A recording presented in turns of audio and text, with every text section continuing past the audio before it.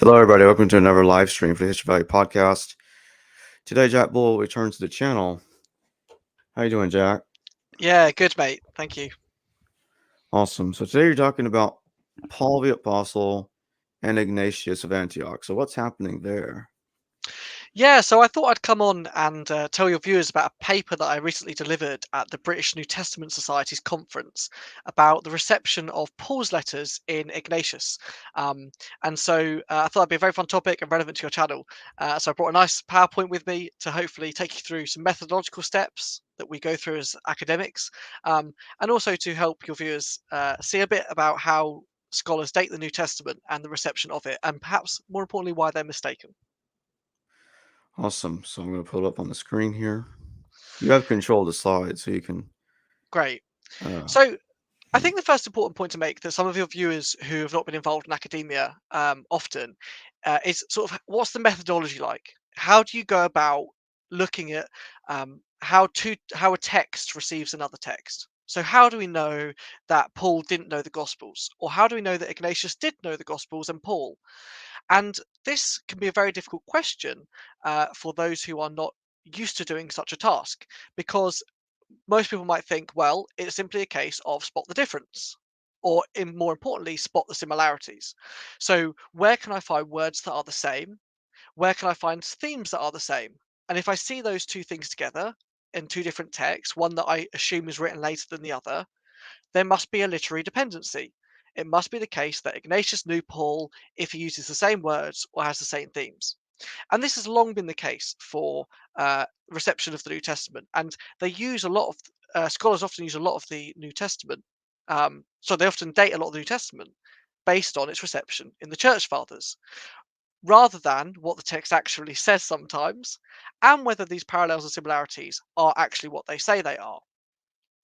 And so I thought I'd begin by showing you a case where we know undoubtedly that there was plagiarism and copying involved. And this is with the Book of Mormon. For those who don't know anything about Mormonism or the Book of Mormon, it was written by a man called Joseph Smith in the 1800s, and he supposedly was given this New Testament of Jesus Christ from the Lord on golden plates and wrote it or translated it out into English. But what scholars realized very quickly about his work was that a lot of it was plagiarized from the Bible that he had at the time, which was the King James. And here I put the text side by side from 2nd Nephi 15:11 to 14 from the Book of Mormon and Isaiah 5:11 to 14 in the King James Bible. Now, it's important to see that, and I've highlighted them here, all of the similarities. Okay, we have the exact same vocabulary. Woe to them that arise early, or woe to them that rise up early in the morning. Chasing after strong drink, and then again, that follows strong drink. And you can see very quickly that this is a copy and paste job. The sort of thing that if you submitted it to your for your A levels, or if you submitted it for your undergraduate degree, the computer would easily pick it up as plagiarized. And in fact, as I was copying out these slides, this is verse 12, I was Googling them. I thought what I'd do is I'd take verse 12 and verse 13 and verse 14 and copy and paste it into Google. And what's interesting is, particularly with verse 11, is that if you copy and paste this into Google from Book of Mormon, sorry, it will come up with the KJV as its first option. So the idea, it's so obvious that even Google can't tell the difference. It doesn't even come up with the Book of Mormon first. And you think hilarious. that I know, right? And you think that with the book of the Latter Day Saints' money that they would be able to pay enough Google ads to get it up there quicker, but they can't. Bible Gateway, Bible Hub, straight away, and you have to scroll down at least 5 or 6 to get back to the Book of Mormon. And if your viewers want to go back and stop on these slides just to see the similarities, be my guest. But I don't think that I'm being particularly ridiculous here when I suggest that these are quite clearly copied and pasted one to another. I particularly like this one where I had to highlight all of verse 14 basically in the one color because it was just verbatim the same. So basically, then what do you do? Well, if you want to create a copy or at least show reception of a text, you take source material, you make minor adjustments to the text you have to make it your own, and then you add in more material around it. And this is basically what Joseph Smith did, and then claimed that he wasn't even receiving anything and that this was all coming straight from God. In the case of the New Testament, however, it gets a bit more messy because these later scribes of Ignatius, and for those who don't know the history of the Ignatian letters, I'll briefly cover those in a second. Um, they do want Paul to be received, and they want their reader to know they're receiving Paul. It's very important for latter fathers to be quoting the New Testament because it gives legitimacy to their own text because they're in that tradition of the apostles, but it also gives legitimacy to the older text of the apostles because they're claiming it as authentic, and therefore we can assume, well, if Origen said it was by Peter or Tertullian says it was by John, we probably assume it's going to be by them. So let me give you a brief history of the Ignatian letters, and there's a video on Jacob's channel to go back to where I've spoken about them. But essentially, they exist in several different recensions and collections, and the widest debate is between the 3 and the 7-letter collection in what's called the shorter and the middle recension. The nomenclature here is bamboozling, and when I first came across the question, not only did I struggle to get over all of the crazy nomenclature, the recensions, the collections, after research, I realized that they were actually false anyway. So you can go away and learn all this nomenclature if you wish, but just know that it's all going to be a bit bogus. But essentially, the current scholarly consensus is that the Ignatian letters, or the genuine ones, I should say, consist of 7 letters in the so-called middle recension, and that comprises Polycarp, Ephesians, Romans, Magnesians, Smyrnaeans, Trallians, and Philadelphians. But in the 3-letter collection, which is circulated separately to the 7, we have in Syriac only. And it only consists of Polycarp, Ephesians, and Romans. And that's why they're the heading on the table that I've provided. And they're in a shorter form, hence the short recension, than they are in the middle. So the first thing I did when coming to the 3-letter versus the 7-letter question is compare what they know of the New Testament, and the results were immediately striking. So here is the table, and it's not the best table in the world because I've included here references that are somewhat dubious, I would say, but it's every reference to the New Testament that scholars have seen in the middle recension of those 3 letters that also come to us in the short Syriac recension. So we can see here that Ignatius to Polycarp has 2 references to Matthew, and there's 5 references to Matthew in Ephesians. And you can see that in total, there are 63 references to the New Testament, probably. Some of them might be debatable, particularly the ones to John, but this is generally a scholarly consensus. Now, let me switch now to what I have found of what remains in the 3-letter collection of the New Testament. Immediately, we go down from 63 references to 20. And again, as we will see, some of these references are highly speculative, and actually, if anything, may show a dependency the other way, i.e., not from Ignatius relying on Paul, but a canonical Paul possibly relying on Ignatius. But before we jump too far ahead of ourselves, let's have a look at these 2 tables together. The more astute of your viewers will have realised straight away that in the 3-letter collection, there's no sign of the Gospels.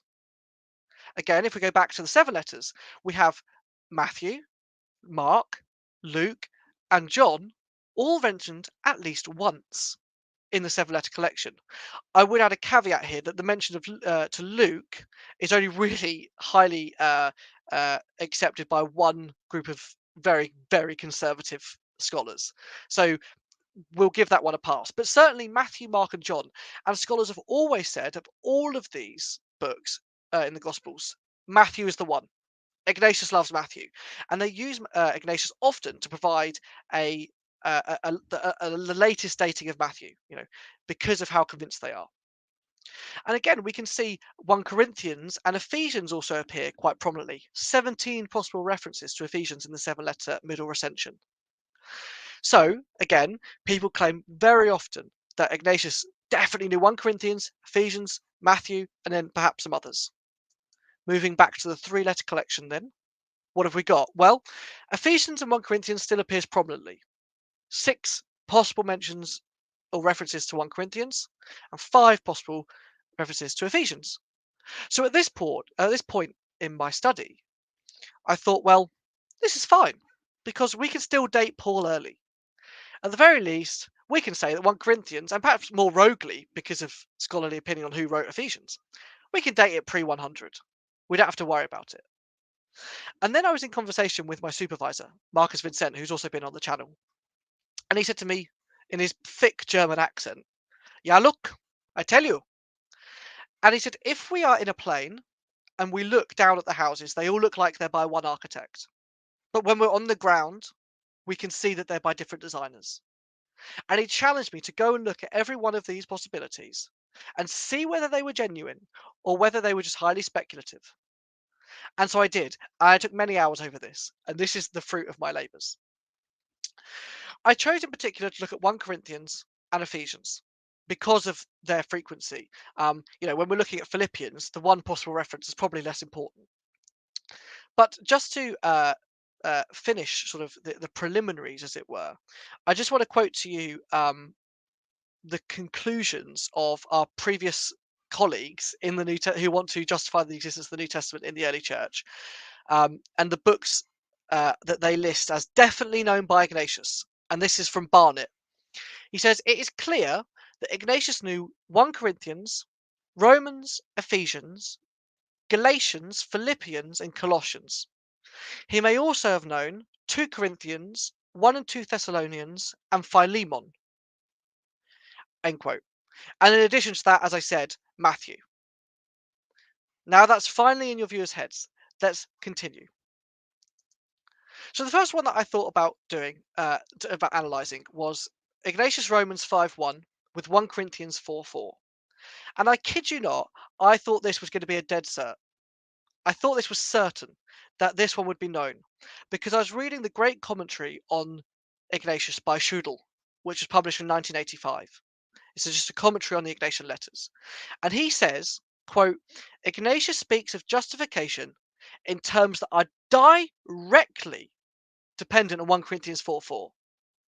So when I first actually wrote my part of my thesis about this, I actually just quoted that and said, we don't need to worry about this one. And then I went back and looked at it, and let's look at it together. I'm sorry if the yellow is not showing up there particularly well.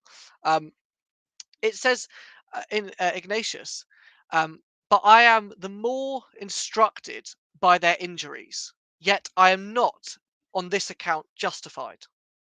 That's what Ignatius says. And this letter is written in the context of him being a prisoner in on transport, according to the martyrdom of Ignatius, from Antioch through to Rome. And then in Paul, we read, I am not aware of anything against myself, or against his conscience, perhaps is a better way of putting it. But I am not in this justified. I am justified. It is the Lord who judges me.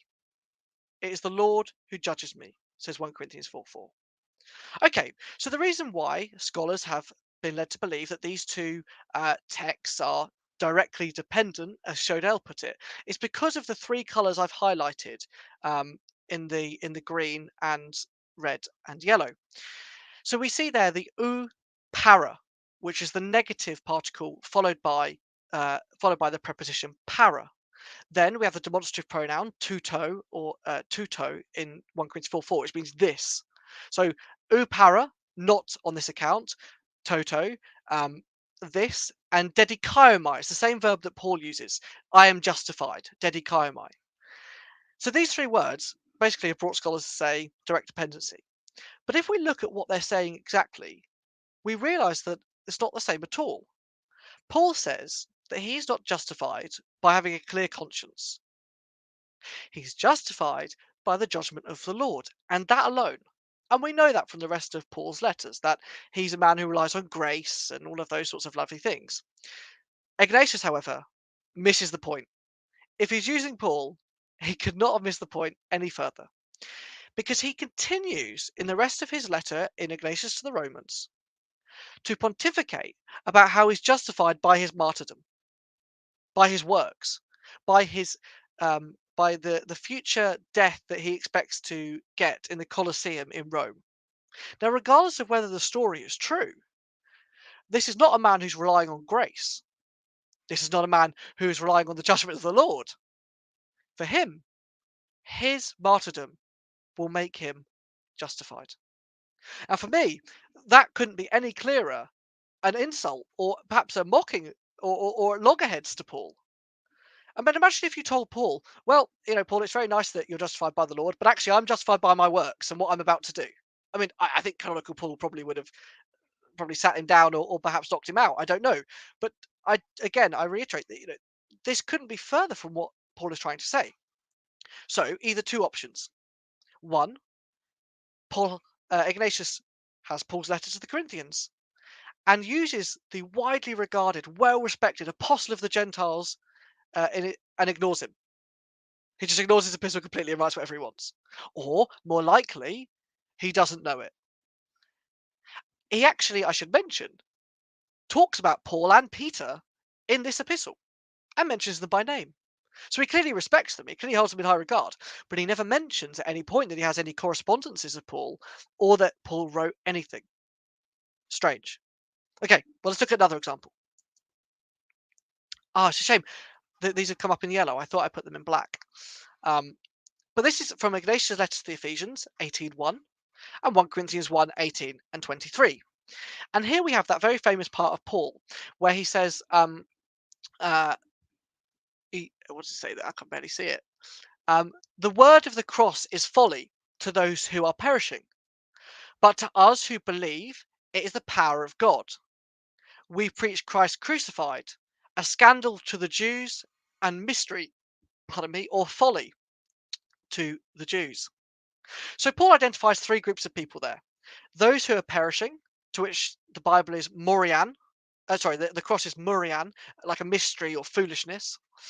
Then there's the Gentiles, to whom the cross is also a foolishness. And then to the Jews, who the cross is a stumbling block or a scandal. Let's now hop over to Ignatius, who says, my spirit bows to the cross, which is a scandal to the unbeliever. To the unbeliever. Interesting. But to us is salvation and life eternal.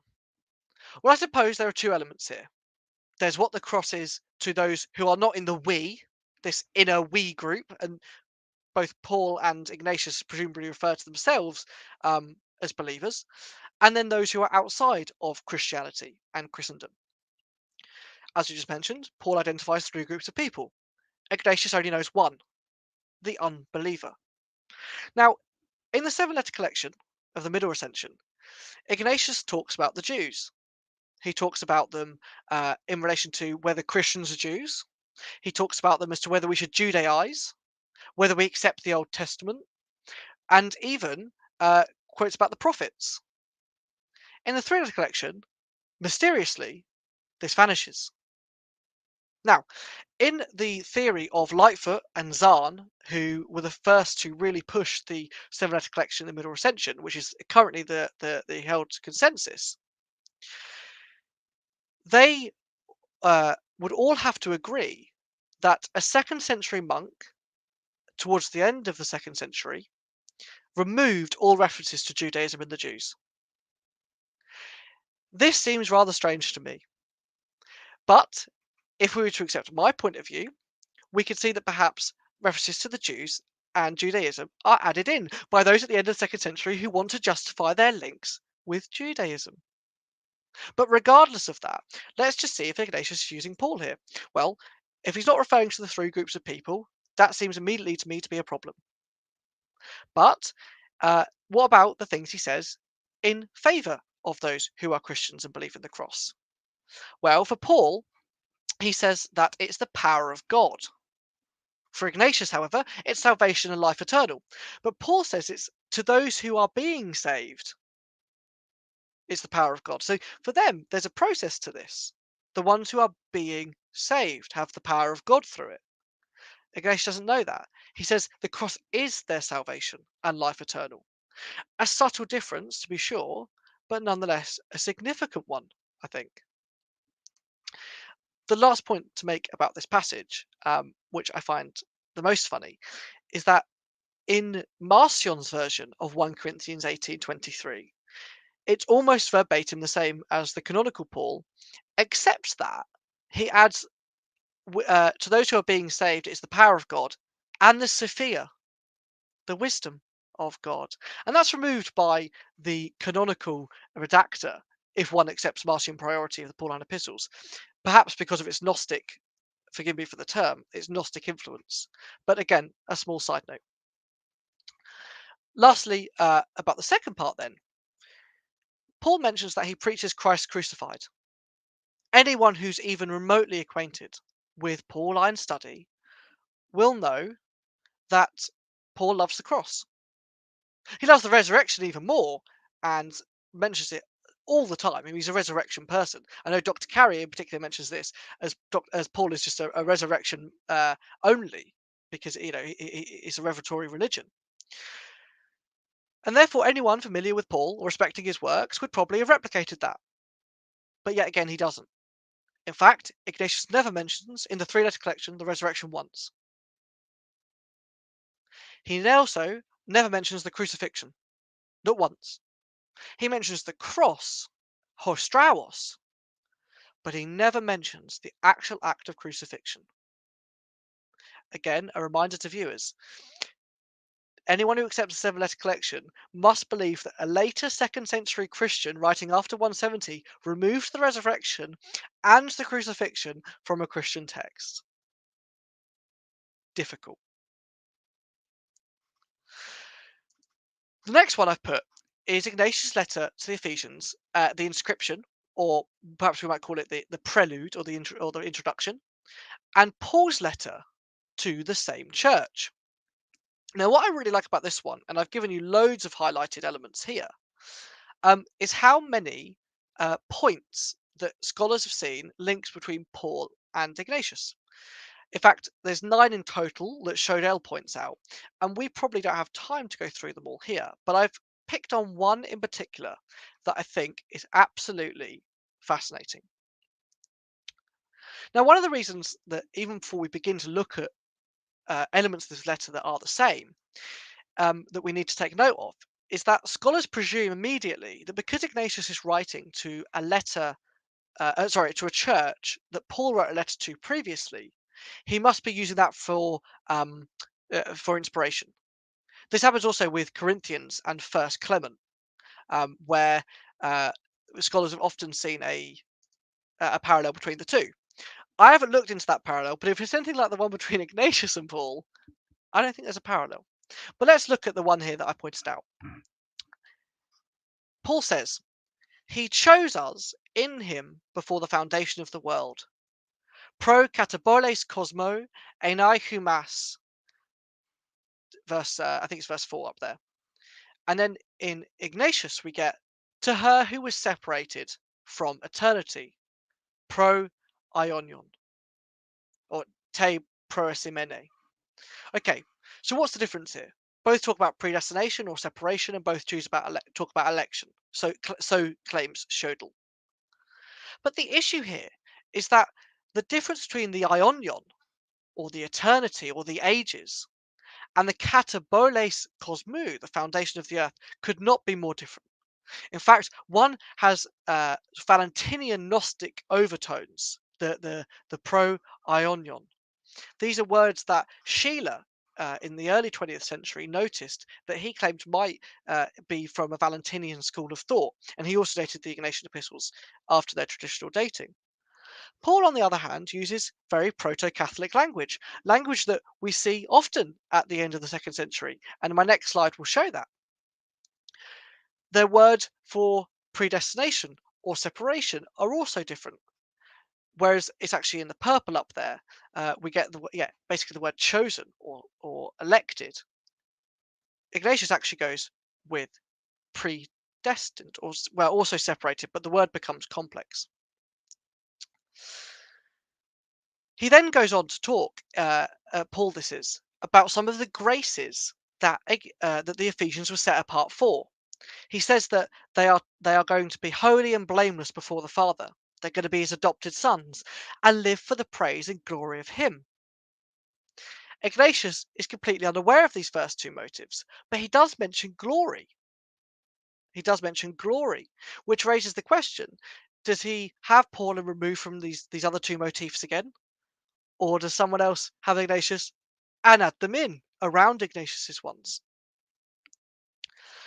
But the key crux, I think, of this election and separation business and the difference between what's going on here can be found slightly further down.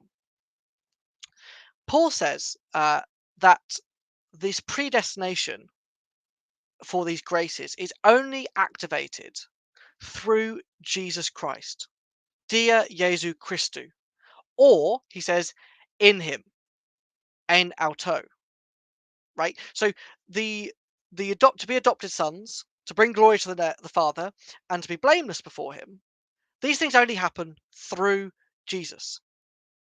So the theology here basically is that God the Father could, because he's outside of time, elect the church before the foundation of the world for the fulfillment of these things that happen only in a temporal place, in a physical place, through the person of Jesus Christ.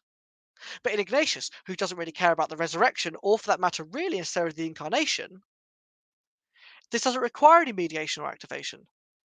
They were predestined before time, before the ages, and these things came to fruition for them. But for Paul, they only come after Jesus has been. Before Jesus, the Ephesians are nothing. Again, something that I think is significant. But the question is then, even if one remains unconvinced, and so when I gave this paper in St. Andrews, most scholars remain unconvinced. They still saw all of the parallels here. They still claimed that Ignatius was using Paul. And what I did was I gave them this text here. This is from Clement of Alexandria. And he's talking about the work of Theodotus. And I'm really sorry, I haven't provided the English here, I should have done. He's talking about the work of Theodotus. And he uses, Theodotus that is, the exact same wording as Paul. Pro katapoles kosmou. Before the foundation of the world. Now, exact same wording as Paul. You can see it up there, again, highlighted in the sort of horrible green colour. And I asked them, how do we know that Ignatius wasn't relying on Theodotus? How do we know that? Because they use all the same vocabulary. They use the same theme and term, according to you. How do we not know? And one of them put their hand up and said, well, we know because Theodotus wrote so much further after Ignatius. And it took everything within me to say, how do you know that? How do you know that? You know that because of the current timetabling that you have of the New Testament. Your preconceived notions, which are already based off a fallacy, because you say that Ignatius receives Paul, therefore Paul must be pre-100, but yet he's not receiving him now, I don't think. But you're still going to claim he's pre-100, right? You've got no evidence for this, really. This is like it's not that simple anymore. And I said to them, the reason why no one's ever claimed that either Theodotus is using Ignatius or vice versa is because actually it's not just the timetabling. Even if one were to date all of the Pauline letters to pre-100, you've still got the problem of how do we know that Theodotus wasn't relying on Ignatius? The reason why no one says it? Because the shared vocabulary and the supposed similar theme is not enough to bind these two texts together. That's the problem. But people are so desperate to see the similarities that are going to justify their own position rather than look for what's actually in the text. I could make a claim using the same methodology as they do that Ignatius wrote at the beginning of the 3rd century because he was using Theodotus, who wrote in the late 2nd. And I'd be laughed out of town. Now, when I've tried to flip it back the other way, they won't have it. So then, what are the conclusions to this? What does academia need to do next? Because I tell you this, we and my colleagues and lots of people that Jacob has on his channel, including Markus Vinzent and Zimmer and Valiant and all these great guys and Dr. Price, we have to show that what we're saying is true. Ultimately, the burden of proof is on us, and further analysis needs to be done on both Paul, the Marcionite Paul, Marcionite Gospel, and the early Church Fathers. But all roads on the Ignatian front, who has a very central, pivotal role in this debate, indicates that they went through a transitional staged process. And my preliminary result would lead me to believe it went something like this. The Pauline letters exist in some sense. Perhaps Marcionite Paul, perhaps another form. We don't know. And they are gathered together by Marcion for the first time as he releases them with his gospel in the New Testament for the first time. But Ignatius, around this, before this, and perhaps around the same time as the composition of the Pauline letters, perhaps, but without knowledge of them, is composing his own 3 letters, independently and separately. And then, after Marcion, post 140, has published his work and become prominent and has caught the attention of proto-Catholics such as Justin and Irenaeus, they then go back and edit Paul. They change Paul round to make him fit the narrative. And they do this, I believe, with the Ignatian epistles in the 3-letter collection in their hand. These examples that I've given, on every occasion, do show some parallels or similarities. But the literary dependency, if it were to go one way or the other, must go from Ignatius to Paul. He is the one fleshing out these thoughts. He is the one presenting the proto-Catholic concepts. He is the one who Justin and Irenaeus want to be, the canonical Paul is the one they want to be true. And they can do that by fleshing out Ignatius' thoughts as well. And so, with the Pauline epistles then, completed, canonical Paul that is, they then compose a new 7-letter collection. Using all of the same methodology I mentioned here. They take source material, they give it minor adjustments to the text you have so it fits your narrative to some sense. But note, not enough to make it seem like it was written by them. There are still very different stylistic elements to the 7-letter collection and between Marcionite Paul and canonical Paul. Having done this, they then add the more material that they need to justify their position. And then we eventually end up with the 7 letters of Ignatius in reverse order: 7 letters of Ignatius, canonical Paul, Marcionite Paul, and perhaps concurrently or something along those lines, the 3-letter collection of Ignatius. This, to me, is the sensible timetabling for these things, and is the only way, using the literary dependency or in the texts themselves, that you can justify this. And what was most telling, and I conclude with this thought, about the end of this presentation that I gave, not one of them had the response that they could disagree with him.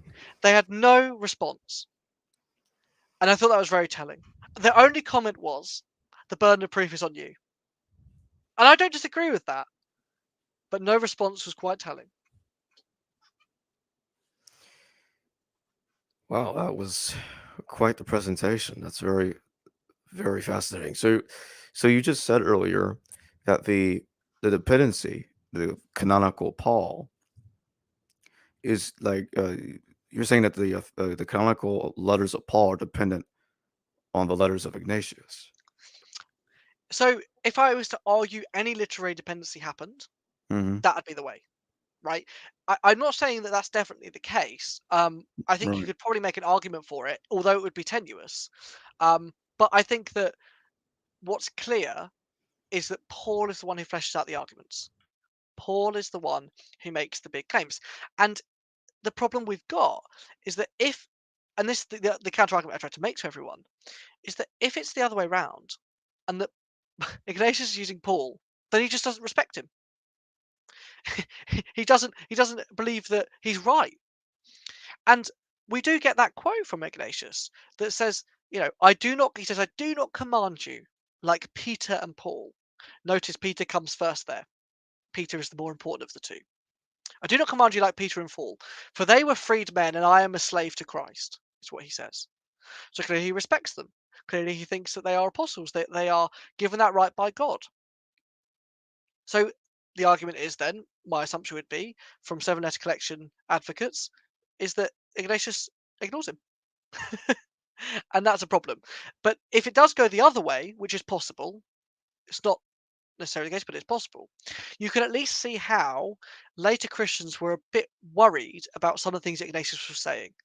That martyrdom for Ignatius was the only way to be saved.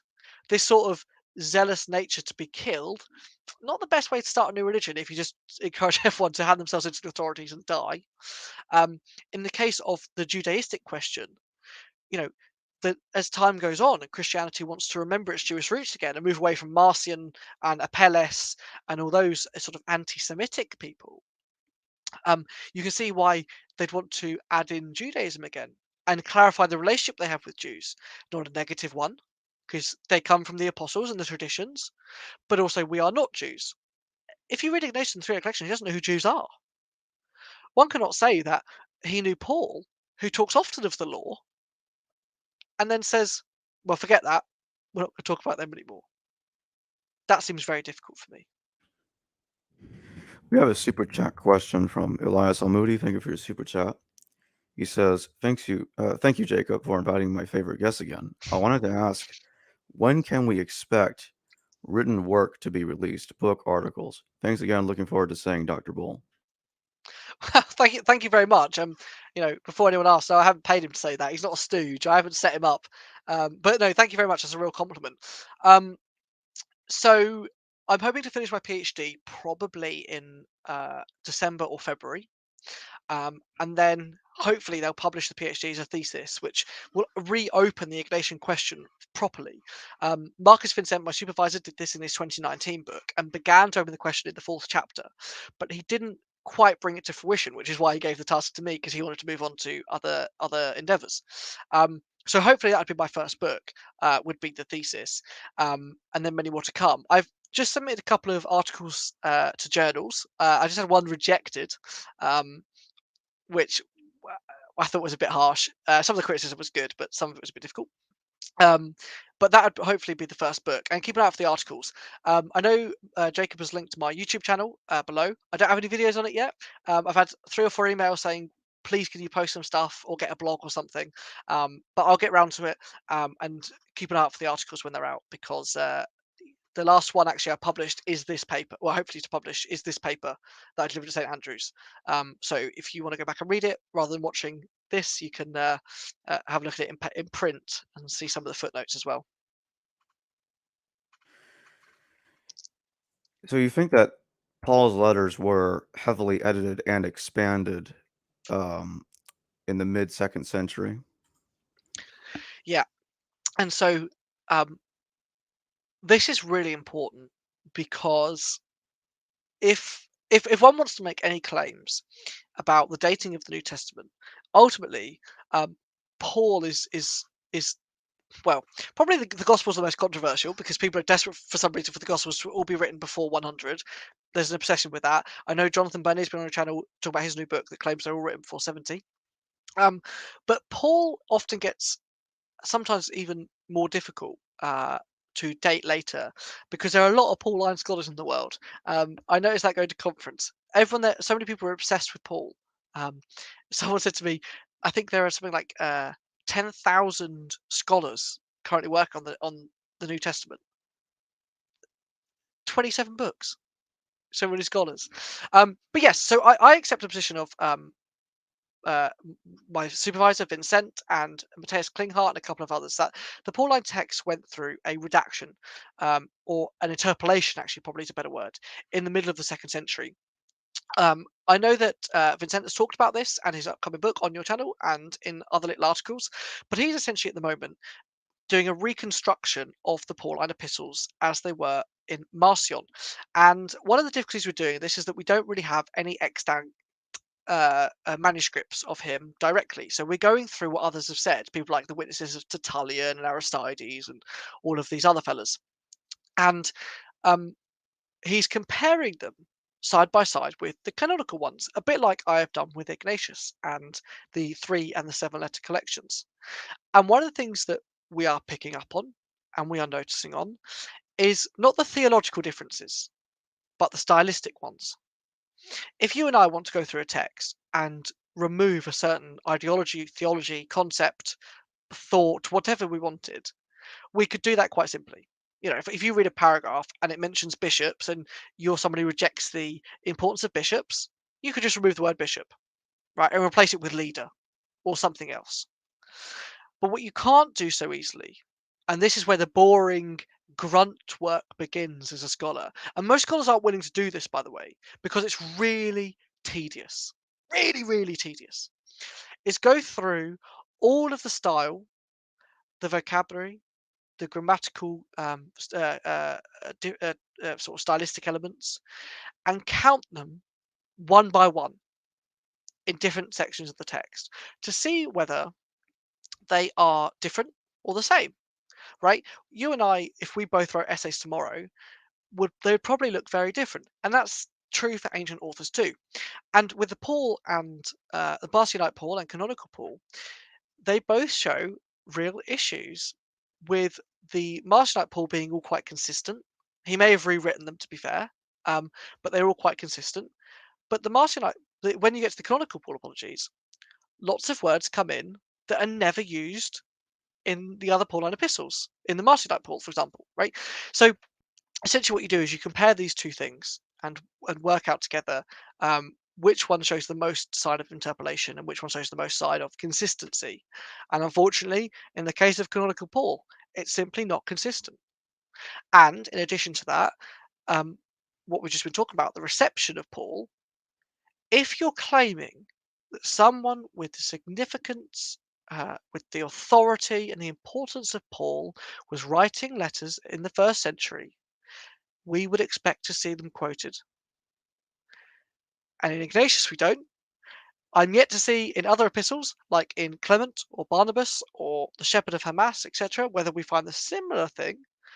My assumption would be that the work of previous scholars, if it's anything to go by with the seven letters, may be hinting towards a bias to the reception of Paul. We are currently in the process of seeing whether Ignatius knew Marcionite Paul. Early signs say no. But again, if Marcionite Paul pre-existed Ignatius and he had access to them, one would expect him to quote it. So the problem is that you push Paul later and later, right? Because I don't think he can exist pre-Marcionite Paul based on these style and linguistic elements. And so that's an issue for me. And more importantly, for scholars who do argue for genuine Paul, but we face a real uphill struggle on that front. Everyone I talk to at the conference, actually, anecdotally, as soon as I said something along the lines of, well, Marcionite Paul is probably earlier than Paul, or even not referencing Marcion, well, isn't it weird there's no reception of Paul or no major reception of Paul before the beginning of the the middle of the second century? People would just switch off. They wouldn't even engage. A bit like with the Ignatian question. That's the sort of level of barrier that we have to try and go through. And that's why the rigorous nature of the scholarship has to be so tight, because people won't like it. So what this sounds like to me is, and, and I've been seeing this from a different angle. Um, the same thing from a different angle. That the dating of Paul to the 50s is too problematic. And even if Paul wrote anything, it's it looks like it came out at best close to the end of the first century. My question would be, and again, I'm not saying a date when Paul wrote. Okay, I'm not going to sit here and Right. say this is the day. What I can say is that this is the earliest I can show that it was written. And there's a very subtle difference in those questions that's important. See, I would not be against the idea that 1 Corinthians, because I think that was also quoted by other writers, um, and perhaps another epistle, whatever, and even proto-gospel stuff, sort of what Papias talks about, perhaps maybe an M or an L or an M for Mark, a Markan sort of proto thing. That could be around. Absolutely, that could be the case. But what I can't do is sit here and tell you that I know Paul is pre 100. Because the first time that I see a major reception and collection of the Pauline letters is with Marcion. Now, obviously, they must have existed before Marcion for him to have them, unless he wrote them, which I doubt. And they must have existed long enough to have circulated a little bit for him to have found them. Both those things are fair. But even if we assume that it took 30 or 40 years for that to happen, you're still only going to about 100. And it pushes Paul so much later. And if that's the case, and these letters are written, let's just say 100. Well, that can't be written by the same Paul that we know from Acts, or the same Paul that we knew that was friends with the apostles, unless he was a really young man, but that's not what we're led to believe either. So why is it the case that post Marcion, these things get great revival, in particular the resurrection? This is the fundamental debate I had with Dr. Carrier, is that the resurrection revelatory being of Jesus, this big sort of element of Paul's literature, only happens in a post Marcionite world. If Paul is so prominent on the resurrection and it's so important to early Christians, then why are early Christians not talking about it? Why is it not their central theme? Are they ignoring the great apostle? Are they just disregarding him? Or, and I think the simplest answer is always the best, they don't know him. They just can't know him. You know, and otherwise they have no integrity to claim any lineage with the apostles, particularly Paul, obviously, without quoting him. And the same would be true for Peter and John also. I mean, we talk predominantly about the Pauline epistles because everyone's obsessed with Paul in New Testament study and beyond. But this feature extends to Peter and Petrine epistles and the Johannine epistles and James's epistle. Where are they? Why is everyone ignoring them? And it's very difficult because you can't prove a negative necessarily, and the absence of evidence is not evidence of absence. Of course, it's not. But that's why we make the very subtle distinction. I'm not saying it couldn't have happened. I'm saying to say with certainty that it did, very difficult. Very difficult. If you had to if you had to give a date of some kind, say ballpark, when would you date the New Testament text? Well, there's a lot of them. Let's start with that.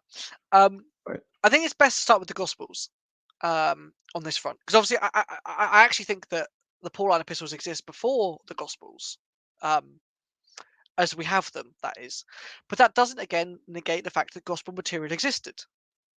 I think the gospel material existed well in back into the first century, right? Because if we do accept the historical Jesus as a person, then gospel material, i.e., in the sense of stuff we know that Jesus did, and an account of his life, exists from then. Right, his disciples would have known him, his apostles would have known him, his followers, the 5,000 people who he fed, apparently, or whatever happened there.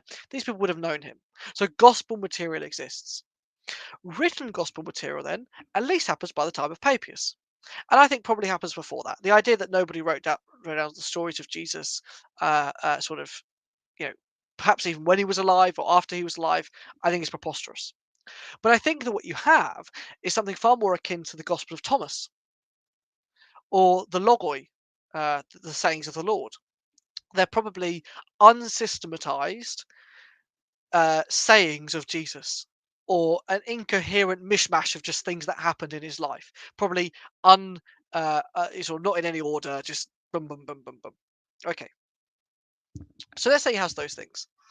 Marcion then probably finds them and says, "Well, I want to get this as a story, systematized and based." And it's probably the first person to do that in my timetabling. So, gospel, the first gospel, Marcion. Canonical gospels, probably Irenaeus, or just before Justin, Irenaeus, etc. Um, that seems to be the first time we have evidence of other systematized gospels. So what's that? Mid-second century then, gospel-wise.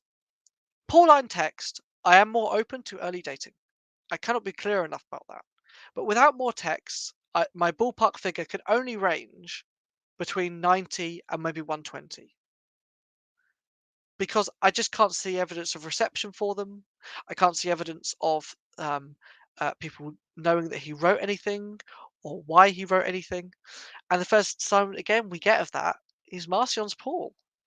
So that would be my rough estimation for the Pauline texts and the Gospels. When it comes to other texts like Peter and Jude and Revelation and James, I would not dare to comment at this point. I am but a young minnow in the academic world at this point. But I would not be surprised if they were later too. I would not be surprised.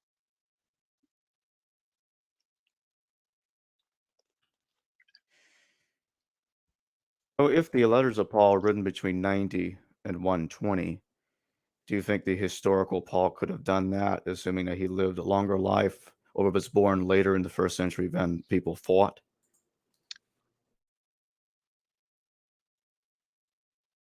Maybe.